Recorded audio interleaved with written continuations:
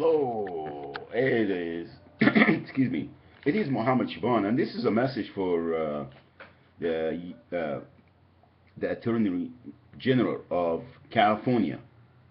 And I just wonder, is it gonna be ever a time when this office take the citizens'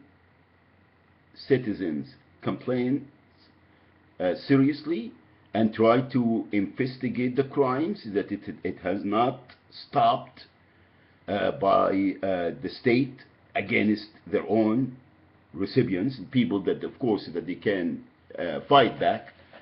And I'm talking about heinous crimes. I'm talking about federal crimes. I'm talking about international crimes against everybody. This is serious business here, and I don't understand what's what we're doing.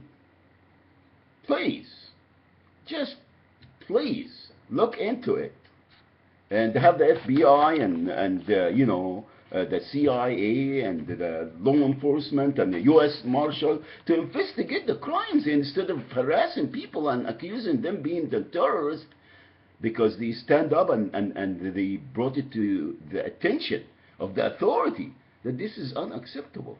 This is serious crimes against the humanities. That's it. I just wanted to make this video, and I don't understand what what we're doing. Anyway, that's it. Thank you for your time.